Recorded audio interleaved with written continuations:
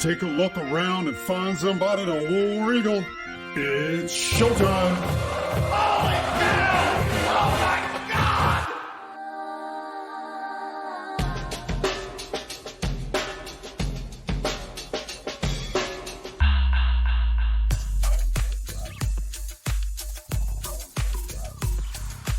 Yes, indeedy, and hello, Auburn, Alabama, and all points around the globe, where War Eagle, War Damn Eagle, can be heard and returned with joy, particularly inside the Heisman Drive loop. Today. Good morning, good afternoon, good evening, and good day to you. And as always, I hope this message finds you truly and genuinely, authentically well and joyful, and that you will be coming home on this homecoming weekend. Yes, indeed. Hello, consumers of Auburn Broadcast Transmissions, and welcome to Auburn Stuff, the Variety Show podcast, where we discuss the philosophy of life in orange and blue and other stuff that you may or may not find entertaining and informative, but that I certainly do. Yes, indeed-o. Now, please allow me a moment of the precious and unrenewable resource known as your time to remind you how important a follow, subscription, rating, and review are to your favorite shows. There are some good shows out there. Hopefully you find mine to be one of them. We do things a little bit differently here, but hopefully we have a place in your pantheon of Auburn media intake, as it were, if you will, so to speak. So take a moment. It only takes a few seconds of your time to show your support. And as you know, you're here, so Auburn Stuff can be found where you found it. But it can be also found on all of your favorite audio and video platforms.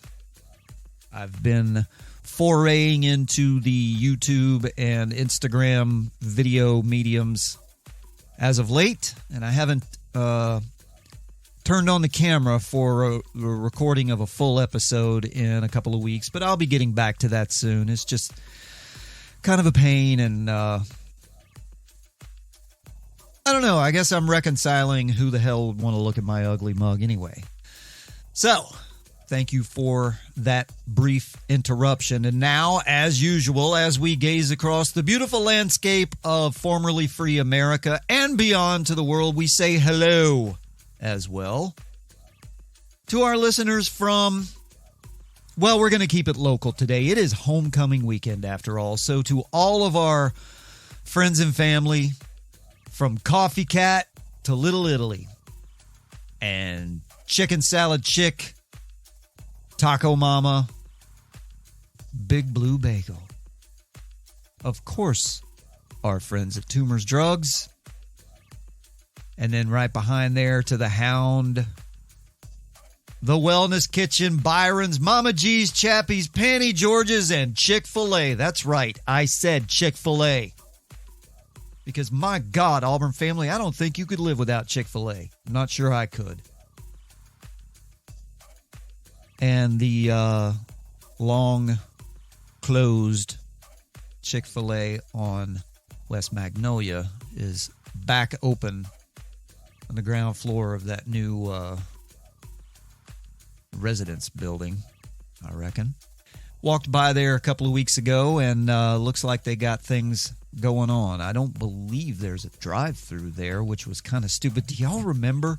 Take a moment and think back to what a disaster that drive-through at Chick-fil-A was. But they got a walk-up window now for mobile orders and things like that. Anyway, I didn't want to get off on non-sponsor corporate entity, but we love you all, and thank you for joining the fun. It is Saturday. It's homecoming Saturday. It is Saturday, September 25, in my time, on the Eastern in the Eastern Time Zone on the east coast of the United States of America in the low country of South Carolina. It is 10:35 a.m. That'll be 9:35 for all y'all in God's time zone. And I hope that many of you are at your tailgates or setting up your tailgates on this beautiful homecoming fall Saturday, because I gotta tell you, the current weather at College and Magnolia, it is 67 degrees with a nice high barometric pressure, a humidity not too bad, especially for this time of morning, dew point manageable. But the weather at College and Magnolia is an absolute and fundamentally life-restoring 67 glorious, splendid, utterly majestic autumn degrees. Oh, I gotta tell you, every year I get that first hit of fall, and it's like I stop dying for a little while. This year it came a little early. And, well, what show would be complete without relating a story from Mrs. Auburn Stuff's conference call situations? Because I sit here adjacent to her during the workday, and I'm treated or sometimes afflicted with her conference calls, which can be anything from excruciating to hilarious. And yesterday morning, they were having one. There was a company-wide call, I believe, one of those where everybody's in on it. And her company has satellite offices throughout the eastern United States. And everybody was commenting on how delightful. The headquarters is here in Bluffton, South Carolina. And we have a very difficult summer season between mid-May and generally early November, where it is an endless kick in the junk of the heat and humidity, where your temperature might be 90, which sounds reasonable, but the feels like temperature with the humidity and the dew point is 186 for 90,000 days in a row. Anywho, everyone was just taking delight. Everyone on the conference call was taking delight in the dip in temperature, especially down here. Now, they got office in Pittsburgh, office in Chicago, and a few other places up north where they have more or less a normal start to fall. But for us down here, as you know, if you live in the southeastern United States, this is nice early. Late September fall for us, practically unheard of. And so anyway, there was one dissenting voice that I heard amongst all of the revelers who were delighting in the weather. And the one person, this female voice came out and said, "I'm not ready for this yet." And it was a southern accent, which blew me away. I mean, if I heard, the Pittsburgher or the Chicagoan talk about being sad that summer was over, I might be able to kind of get that, right? Because for y'all, your winter is worse than our summer, probably. So, but this was a voice, a southern accent. And I thought, what the hell? I'm not ready for this. I still got summer stuff to do. And I just had to get up and take a few laps because I just didn't understand that. And I mentioned something. I brought it up later on to my wife, and she goes, "Yeah." And she's from Memphis. And I was like, Memphis? Oh, my God. If there's any place that might be worse than where I live, it might be along the Mississippi River in western Tennessee. So to you, I'm sure you're a delightful person, but you're also a crazy person. So that's enough with that.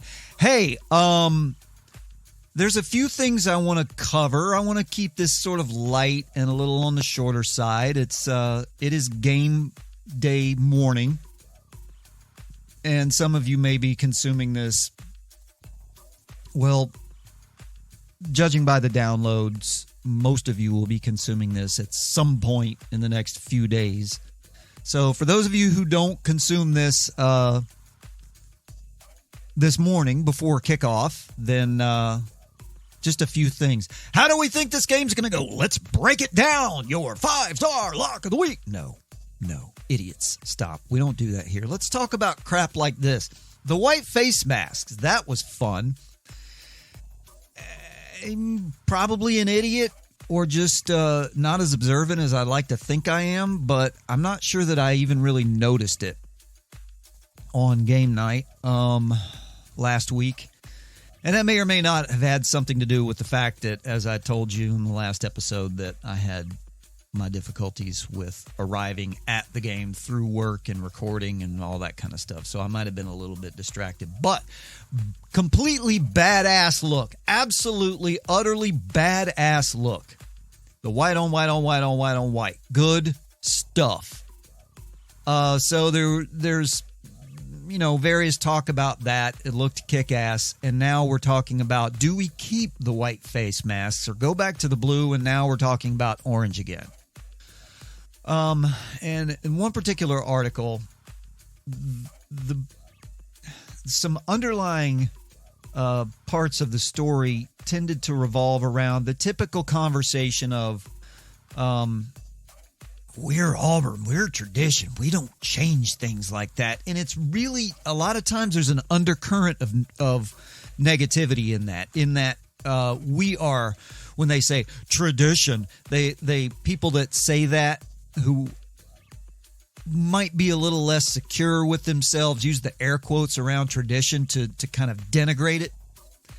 And what I always like to point out when people trash talk tradition and consistency, branding, is when they say, well, all the kids like the alternative uniforms. Yeah, you know what? Fuck you.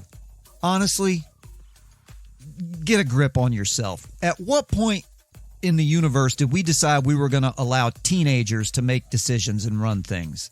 Ridiculous. So you're an idiot. Go away. More so when they talk about it, I mean, okay, people, it's really all about money anyway. Alternative uniforms means you buy different jerseys and different hats and different merchandise. So don't let anybody fool you that it's good for the program.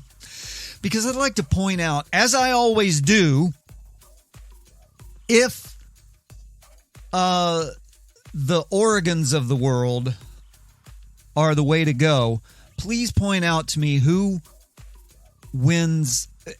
Let me add to that. If the Oregons of the world are the way to go with going forward, winning championships by recruiting players because of your dumbass uniform changes, then please explain to me the winners of most of the national championships, at least in recent memory. And I guess, okay, maybe I should point out, who are we talking about? Auburn, Alabama, LSU, Ohio State, Clemson. Clemson gets, there's no Z in Clemson. Clemson gets, they do have an alternative kind of a look with that purple jersey, but I'm not sure I've seen that purple jersey in a long, long time. But the thing that they do with the orange jerseys and the orange helmets is what I grew up seeing. And I guess, they switch out between white and orange pants. But for the most part, they're pretty dang consistent. As are all of the other teams that I mentioned who have won all of the Oklahoma, who have won all of the championships recently. You might tweak a stripe here and there. You might make something metallic instead of flat or flat instead of metallic. But please tell me the teams who have owned the college football landscape forever, how many of them are changing their uniforms like sociopaths? 0.0. So give me a break with that. Anyway, so the white face mask. So yeah, we're all our Auburn's tradition is always couched in backwardness, and that's just plain stupid. It's factually incorrect, as one might say.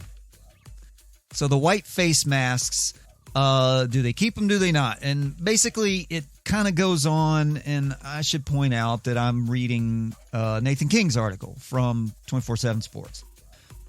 So I don't want this to go uncited.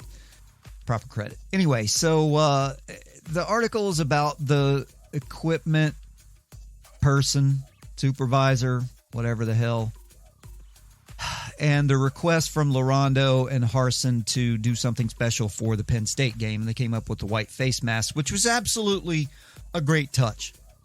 Kick ass. Looked awesome. Now the question is, do you keep the white face masks?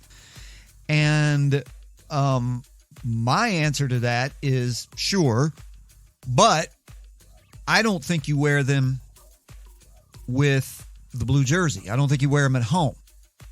And the orange face mask, I gotta say, as much as I love that burnt orange of ours, I'm not sure that's the thing that we want to do again. Blue face mask with blue jerseys, white face mask with white jerseys if you want to keep doing that. And I know, look, that there's time and resources and money involved in changing out face masks. And I believe in the article they said something about they sent, I think that I read this properly, I might be wrong, but I think they sent all of their face masks back to whoever does that and had them re-dipped instead of ordering all new face masks. So I'm guessing what would happen is that rubbery stuff that's on the metal, they probably just dip that in a hot solution and melt it off of there, I'm guessing. Just an educated guess, and then they re-dip them. So you'd have to keep two different set of identical face masks on hand, and that's a cost thing. And look, it shouldn't be that big of a deal, but maybe it is. I don't know. And then there's the time involved in changing out the face masks, and maybe there's some structural integrity issues involved there. But either way, I love the white face masks on the all whites, the stormtroopers. But I don't think it'll look right. I think you got to go blue with the home jerseys, and I don't want to see the orange. To me, it looks very 70s. And that was not a good time. I mean, it was a good time for me. I was a kid, and life was great, and America was still free, and, you know, all of that kind of stuff. Anyway, enough with that. Dispensing with the white face masks and moving right along. So, the Georgia State game. Let's break it down. Or not. Let's just do this.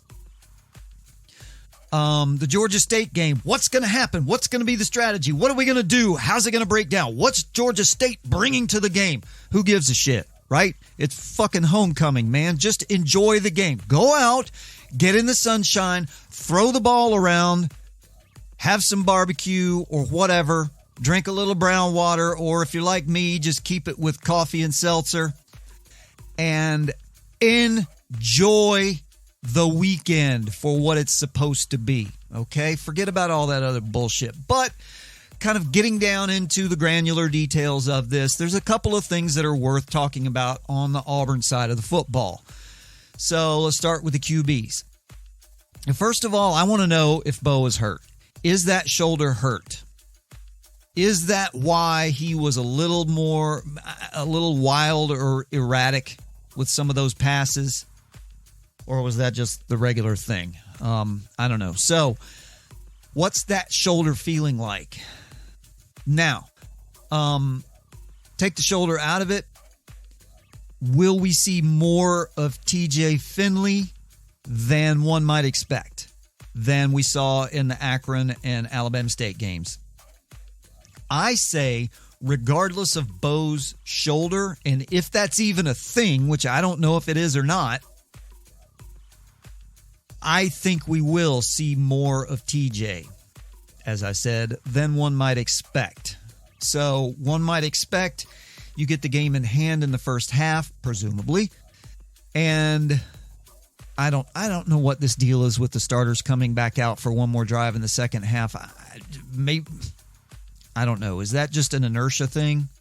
Or is there an actual reason or strategy behind that? I have no idea.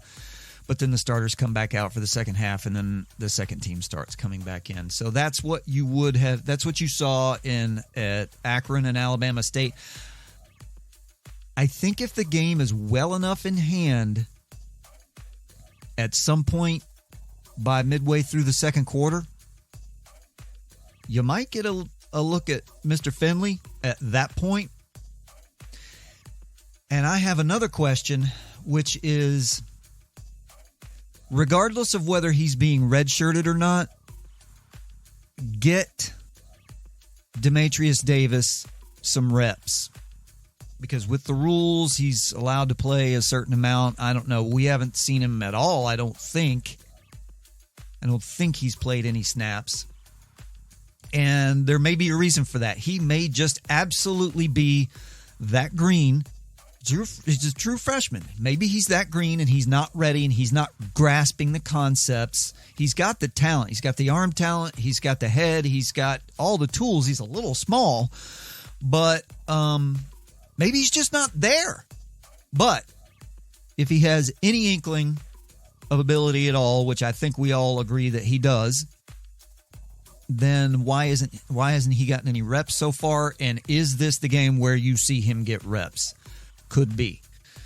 All right, the running backs, same kind of thing. So how much of Tank and Jarquez do we see today? Because these dudes are kind of on a roll with 100-yard games, right? And there's something to that. Part of this, there's a lot of factors going on here. There's a lot of shades of gray. There's a lot of issues with who gets how many snaps and what kind of playing time and carries and touches and all that kind of stuff. So, Jarquez and Tank, monsters, beasts, are they going to get, I think you might see them fairly well split touches early on in this game, but how quickly do we see Sean Jackson, Jordan Ingram? Is it Jordan or Jordan? I've heard both. Even Jay Sharp. And then, of course, there is the Worm. How do we work Sean Shivers back into this rotation? Sean Shivers definitely has a skill set that I believe was criminally underutilized in his first few years that can be exploited, that we saw early on. I think he's tailor-made for running wheel routes and similar pass-catching situations, or getting him the ball in space where he can build up a head of steam with that speed and that momentum. So, running backs. What is the mix? What is the deal with that? The wide receivers. There's been a lot of talk about this, dominating the post-Penn State game talk. Are the coaches going to take a deep look at the wide receiver room vis-a-vis playing time versus Georgia State? I believe that I would not be exaggerating if I said we all hope to see a lot of mixing it up with the wide receivers in this game. Figure out, God damn, y'all, our schedule coming up is ridiculous, brutal. We need to find out who's going to make plays and who ain't. And it doesn't matter how much experience you have or what your class is. Talent plays. Get the ball in the hands of the most talented players. So who's going to step up? So are we going to see a lot of mix with the wide receivers? A lot of sets that we haven't seen thus far with different players. And Shed has been beaten down this past week. So will Shedrick start this game? I don't know. It'll be interesting to see that one particular thing. If Shed is not on the game for the first snap or the first series, that'll tell us a lot. If he is, that might also tell us a lot. And now for the defense. Let's talk about this for a second. And this topic is concentrated certification that no one knows what the hell they're talking about when it comes to preseason pontification. No one. All the stupid bullshit, especially those four-letter guys, I've sworn off the four-letter with the exception of games that I'm forced to watch on their family of networks. I don't watch Game Day. I haven't watched Game Day in probably 3 or 4 years. I can't stand those people. I hate everything that network stands for. And they're all full of shit, and they all have an agenda, and they're all carrying water for whomever they're being told to carry water for. Sorry to end that sentence with a preposition. So anyway, all of the stuff that we all thought at the beginning, before the season, the defense is the strong point of this team. The offense will be a work in progress. Furthermore, a subtext of this was we have I can't tell you how many times, and it makes sense. I'm not putting anybody down for saying this because it just made sense. Just pointing it out that we all said the secondary, the back end of this defense is going to be the strong point and may have to hold up until the defensive line figures things out. Well, thus far through the first 3 games, I'm not sure we could have been any more wrong. And I read something in one of these articles by somebody that a statistic about our pass defense, and it slapped me in the face.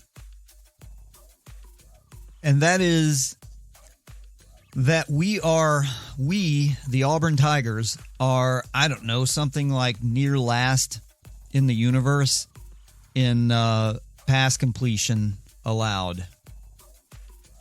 And I thought, well, shit, we played 2 pretty, let's say, not non-prolific passing teams in our first couple of games, and I understand we got torched against Penn State, but it can't be that bad, can it? And so I took a look back and just real briefly, the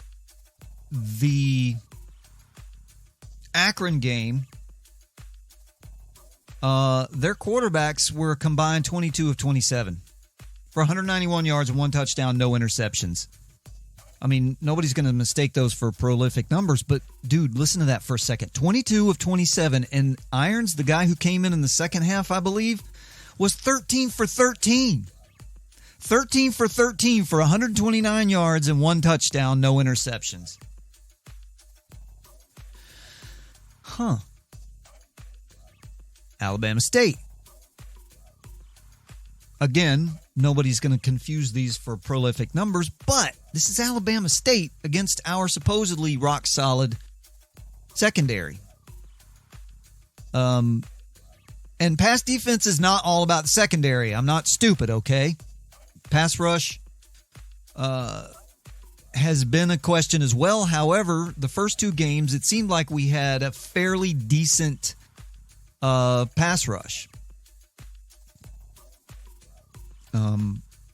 All factors being considered. So anyway, Alabama State quarterback, the starter, Nettles, was 19 of 27. He only threw for 130, no touchdowns, and had a pick, but he was 19 of 27.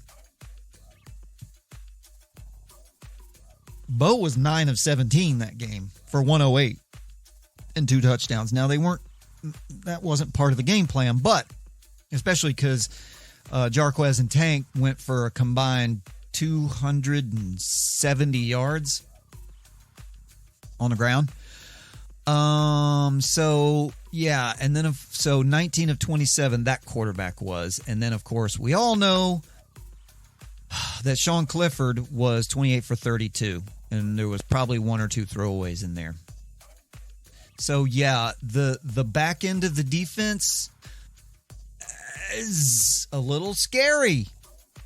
Of course, everything contributes to that: scheme, pass rush, all this kind of stuff.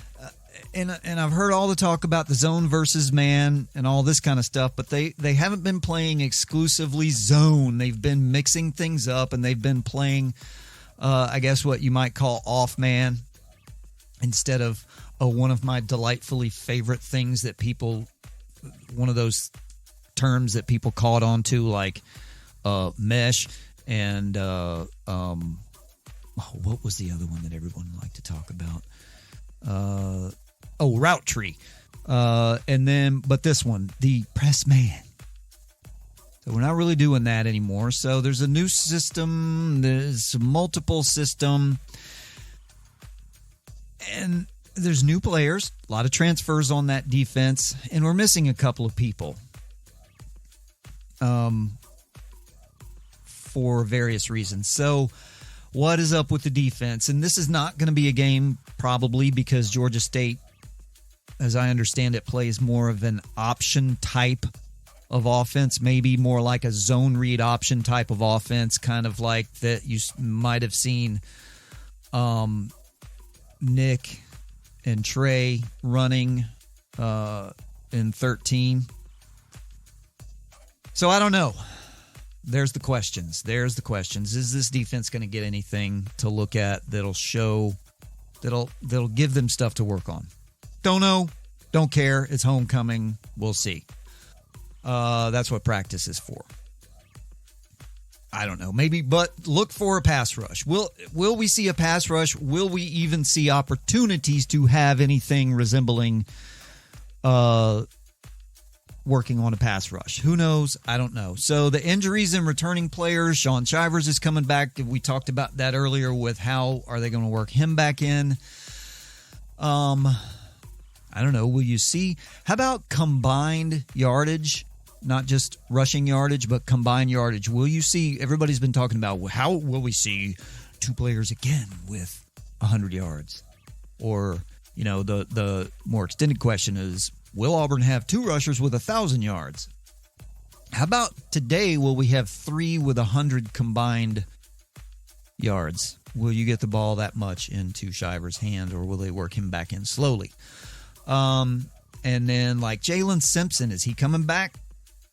Is he going to get on the field? Owen Papo, are we going to see him at all? Honestly, I don't care if we do. I hope we don't. We're going to need these guys to be 100% coming up real soon. If guys like Owen Papo don't play this week, we're going to be missing Zacoby for the first half at least. I don't care. Make sure everybody gets healthy. So there's that. That's the Georgia State game. What is my prediction?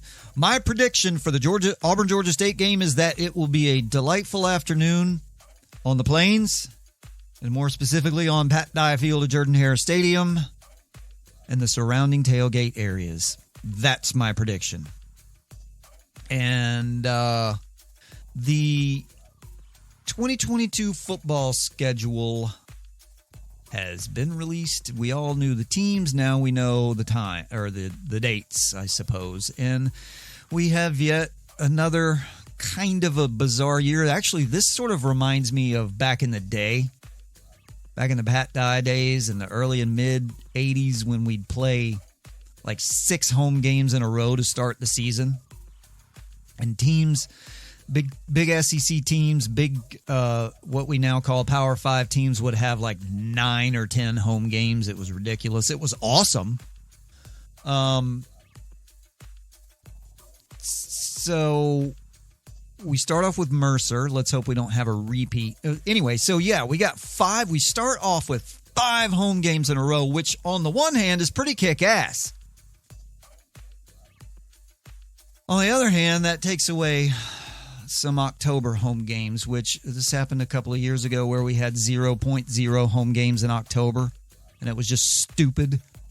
That was 2019, and probably the reason for half the stadium leaving, including most of the student section, because the people hadn't been able to wear their game day clothing since like the last week of September. They went all of October with no home games, and then their first home game back was in November against Ole Miss, and it was like 40 degrees that night. And all the girls had on their cowboy boots and mini skirts and little flimsy tops. So anyway, we play LSU at home October 1st, and then come back and play Arkansas at home October 29th. So October's not a complete wash. It's just the most delightful time to be on the Plains, and I like to have that time at those games especially for recruiting, bringing visitors in, official visits during October, big games. That's a good selling point. I hate bringing these guys in when it's disgusting and miserable and 126 degrees in that stadium, and all they want to do is leave. And then later on in the year when it's cold. Although you can get over that a little bit when it's Alabama or somebody like that, when it's a big game. The atmosphere just takes over anyway. So, yeah, you got 5 games in a row to start out with at home next year. Mercer, hopefully we will have a better showing than we did a few years ago against Mercer. My God, I can't believe I'm saying that. San Jose State, which takes me in a brief aside over, well, we'll get back to that. San Jose State coming to the Plains on September 10th of next year, 2022. And then our friends from Happy Valley from State College will be visiting our neck of the woods on September 17th. And I looked at, I guarantee you there's going to be a talk about the weather, like when USC a while back came out, we're like, them dudes play in Southern California where it's always 78 degrees. They're going to come down here in August and it's going to be 102 with 100% humidity and they're going to die, and we lost. So can't be as much of a factor as we think it is. But I did look at the weather over the last 10 years for Auburn and State College, Pennsylvania on September 17th. And basically the average temperature in State College on September 17th for the last 10 years has been something like between 60 and 80. Very pleasant, very mild. And listen, if you're east of the Mississippi, regardless of whether you're north or south or mid-Atlantic, you got humidity, period. It's just the way it is. So it's fairly humid there as well. However, down here in Auburn, for the last 10 years, on September 17th, the average has been somewhere, I'd say, if I had to put a number on the average, I'd say 90. It's been 90 with a real feel of something like 105 on average for that top part of September. There were years where it was 80 to mid 80s. But for the most part, it's disgusting and hot and humid in the middle of September in Auburn. So maybe they'll come down and be a little surprised by that, but I don't know. Again, I don't think it's that much of a factor. And then the next week we play Missouri at home. And for some strange reason, we've played Missouri once since they've been in the conference. Up there, I think that was 14. Well, we played them in the SC Championship, but I mean in the regular season. Was that 14? I think. I don't know. I'm not looking back. It doesn't matter. Anyway, so yeah, this weird thing, there's only, you'd think there'd be 90 teams in the conference if you only play somebody once in like 20 years, but whatever. So Missouri's coming to the Plains on September 24th of next year, followed by LSU And for the most part, with the exception of Joe Burrow, we beat the shit out of LSU at home. And they might be a grease fire. If they're not already, they might be a grease fire by then. And then we go on the road to that godforsaken place northeast of Atlanta. And then on the road to Oxford and Ole Miss. I don't know. Are they building something? We'll see. And then back home versus Arkansas, who also seems to be building something. And then back on the road to the state of Mississippi to Stark Vegas. Then back home to play the Aggies and their gay male burlesque dance team. And then the break between with Western Kentucky. And then we go northwest to that place on November 26th to wrap up the regular season. So that is the 2022 schedule for what it's worth. Like I said, a little weird that we got fun, but weird that we got 5 home games in a row to start. And then it kind of it evens itself out. I really just wish that we would fix this glitch. It seems to revolve around the home and away situation with Georgia and Alabama that also, even though we moved Georgia in the schedule, it still seems to affect these stretches of home and away games. And you don't like to see your team gone for 3 or 4 weeks in a row. Just not good for morale, not good for business. So that is enough with that. Let's take a look at the slate of games coming up this weekend. We'll start with last night. Fresno State, ranked, beat UNLV, but they allowed 30 points. So who the hell knows what that means. Alabama plays Southern Miss today. Big deal. Georgia plays Vanderbilt. Same thing. Oregon plays Arizona. Oklahoma plays West Virginia. Iowa, Colorado State, Penn State, Villanova. All right, fair enough. Arkansas and Texas A&M, the number 7 Aggies versus the number 16 Razorbacks in where the hell is that place? Fayetteville. Wow, what to think about this after what Arkansas did to Texas? You got to think something similar could be on the way. Now, Texas, even though the media has shoved them down our throats for the last 2 decades for no reason, they've been an average team at best. We don't know what we saw there. So we probably saw an Arkansas team that's on the rise a little bit in a wonderful game day environment, tough to play in against an average Texas team. So who knows what to make of that. This Texas A&M defense appears to be legit. Their offense appears to be, I don't know, non-existent. So Arkansas's quarterback probably can't throw the ball all that well. Can Arkansas run the ball on that Texas A&M defense? It should be a close game, you would think.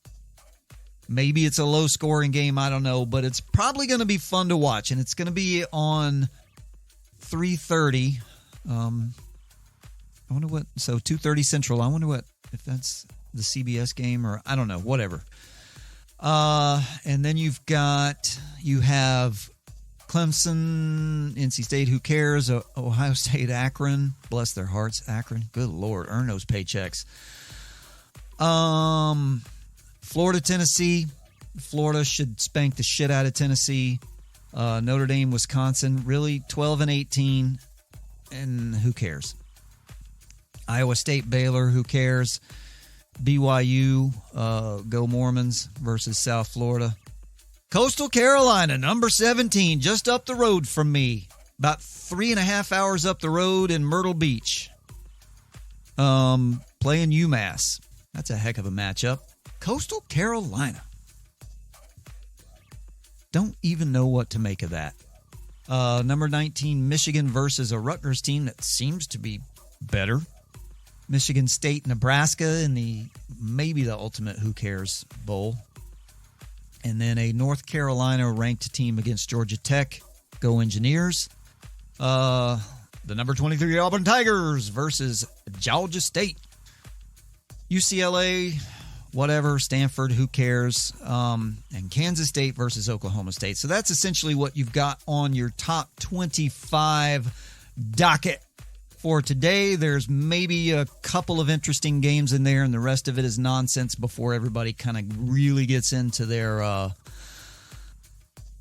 meat of their schedule, their conference schedules. So our own schedule, obviously going to win this game today, which will take us to 3-1, and then things get ludicrous. Once again, Auburn has, without question, the most difficult schedule in the nation, as we do pretty much every year.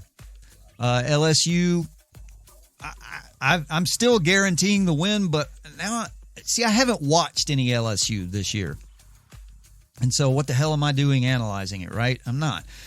But apparently LSU doesn't run the ball anymore, which is weird to me. All they do is throw, and we seem to have as I touched on earlier, we seem to have a really difficult time stopping the throw, at least on a efficiency scale.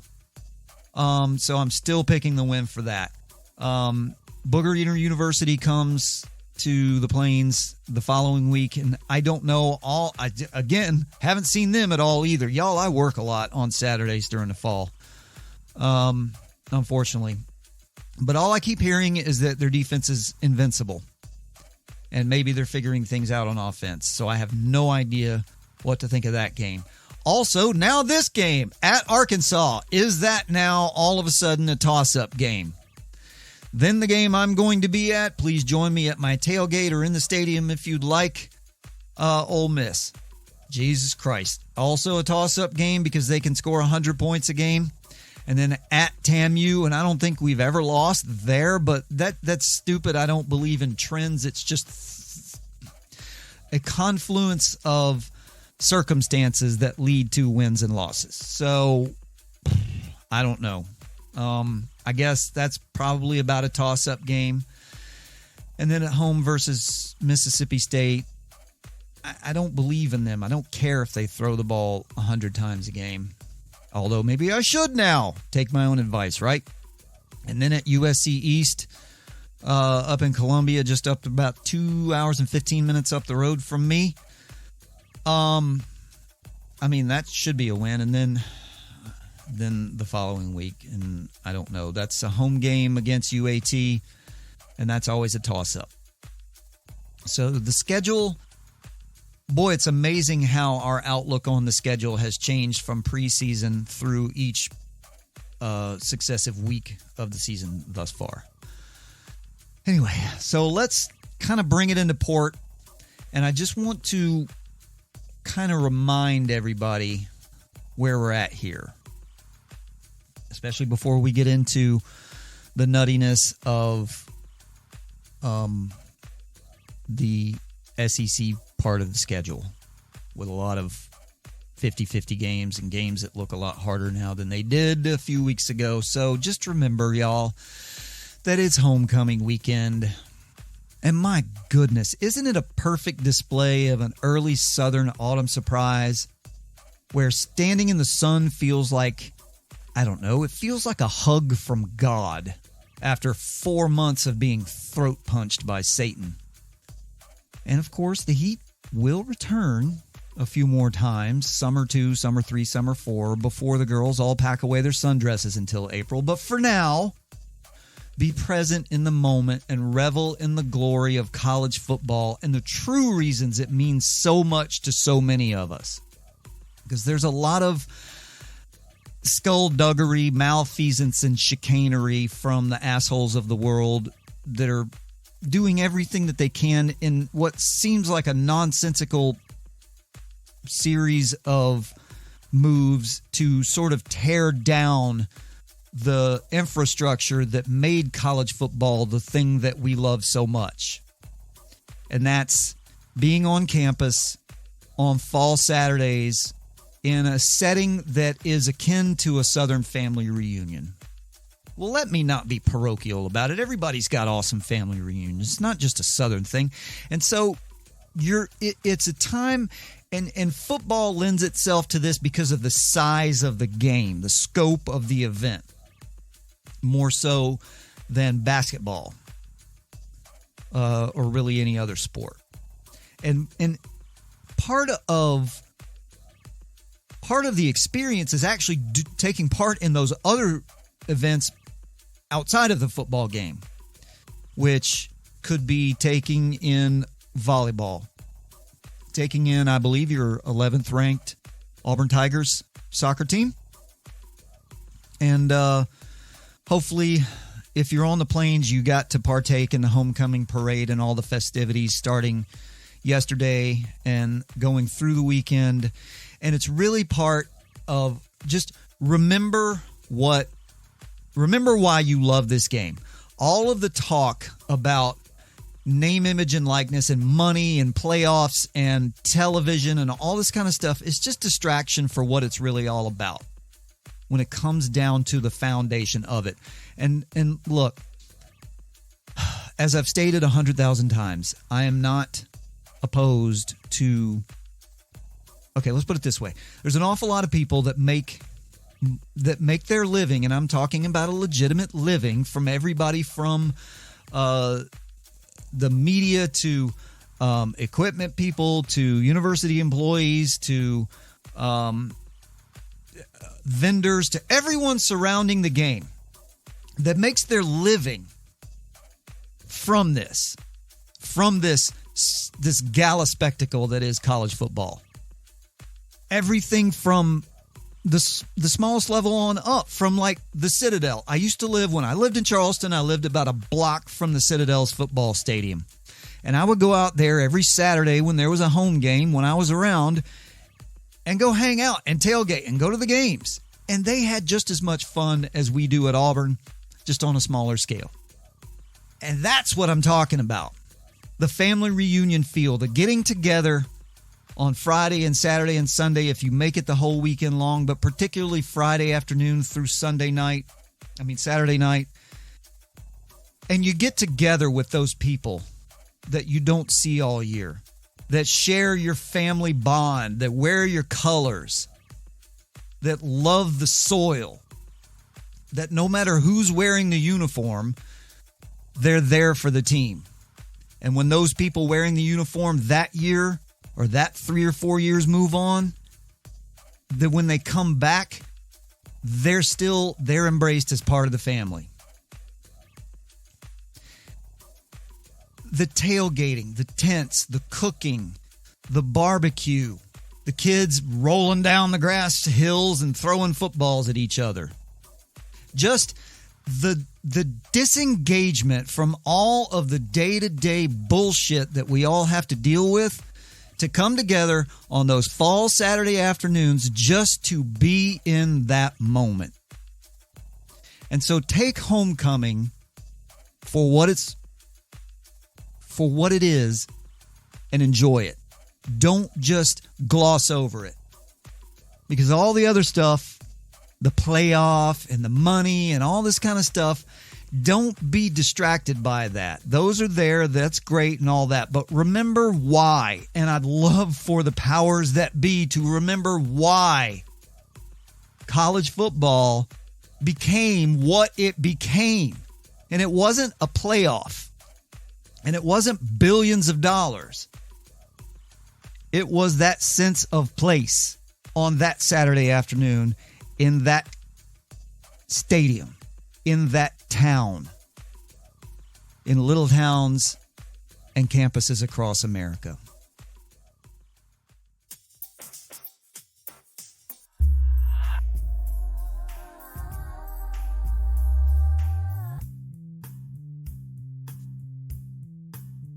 And with that, I bid you all good day. A good homecoming Saturday. Now lift your eyes to the world and smile at your brothers and sisters, won't you? Leave a wake of decency wherever you go, but never let anyone mistake your kindness for weakness. Jim Mattis, the warrior monk, once said, "Be polite, be professional, but have a plan to kill everyone you meet." And that's how you deal with haters, yellow journalists, and other fomenters of malevolence. Metaphorically speaking, of course. Powerful stuff, y'all. Auburn Stuff can be found at auburnstuff.podme.com, on Apple Podcast, and yada yada, blah, blah, blah, everywhere. By the way, iHeartRadio still leads the way with our downloads by 1,000,000 miles, but Apple Podcast and the Podbean app are gaining ground on that. So for those of you listening on those media disseminators, I certainly do appreciate it and welcome you, and hopefully you will stick around. And like I always say, I encourage you to download and do your listening on the Podbean app, because you can find everything you like there. But wherever you are, please take a moment and think about support. Think about the furtherance of this podcast, and click the like, subscribe, heart, bell, all the things that you should click. Leave a 5-star review or rating, and leave a 1 or 2 word review that says "word 'em up, yo," and understand how much that helps, because I like doing this. It's fun for me. Hopefully it's fun for you, and I don't want to disappear in a world of algorithmic nonsense. And if you want to drop me a line about any of this, the email is auburnstuff@yahoo.com, or you can use Twitter, where I think my handle is that what they call it? Handle is @StuffAuburn. And on Instagram, where I post fun things from time to time, at Auburn Stuff on Instagram. So, thank you for all of that. And remember to actively support what you like and love. Subscribe, rate, review, give, share. Share the episodes, right? What better way to treat someone that you love, a fellow member of the Auburn family, with audio delight than sharing an episode of Auburn Stuff, right? So go out there, get outside, take in some sunshine, enjoy this weather. You know it's going to get hot again, so enjoy it while we got it. It is a blessing, absolutely, and faux show. And as I leave you, I will remind you, as always, to be mindful, be fit, and be authentic. Sometimes it's all you have, but most of the time, it'll be all you ever need. Until next time, War Eagle, everyone, and see you down the road.